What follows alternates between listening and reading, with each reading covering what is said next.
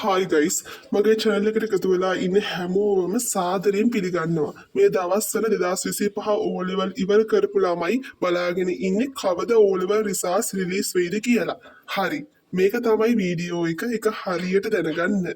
Video එක පටන් ගන්න කලින් කියන්න කැමතියි ගයිස් ඔයා මගේ channel එකට අලුත් නම් channel එක subscribe කරලා එකතු වෙන්න කියලා මම කියනවා. එතකොට තවත් වැදගත් වීඩියෝස් මගේ channel එකෙන් එතකොට ඔයාට අරගන්න පුළුවන්. ඒ වගේම ප්‍රතිඵල නිකුත් කරන හරිම දවස දැනගන්න මේ වීඩියෝ එක ඉවර වෙනකම්ම බලන්න කියලාත් මම ඔයාලට මතක් කරනවා.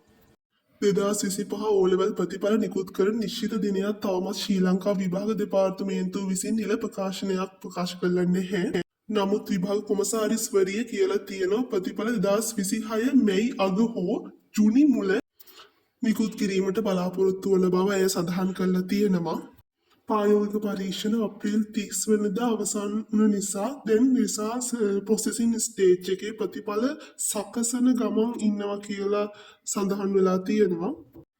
ඒ වගේම දැනට තියෙන අප්ඩේට්ස් වලින් පේනවා මෙයි අග වෙනකොට O level ප්‍රතිඵල එනවා කියලා වැඩි සම්භාවිතාවයක් තියෙනවා කියලා.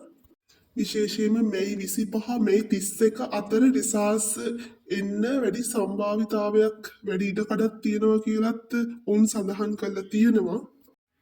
ඇත්තටම තාම නිශ්චිත දිනයක් විභාග දෙපාර්තමේන්තුව ප්‍රකාශ කරලා නැහැ guys.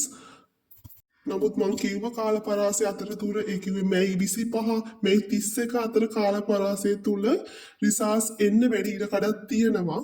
O level results release වෙන හරිම දවස විභාග දෙපාර්තමේන්තුව ප්‍රකාශ කරපු ගමන්ම ගයිස් ඔයාට අරගැනීමට හැකියාව පවතිනවා. මගේ channel එක subscribe කරන්න. ඒ වගේම තවත් වැදගත් වීඩියෝස් ඔයාට ළඟටම ගෙන්නව ගන්න පුළුවන් මගේ channel එක subscribe කරොත්. ආයිබෝවන් සුබම සුබ දවසක් ඕගොල්ලෝ හැමෝටම.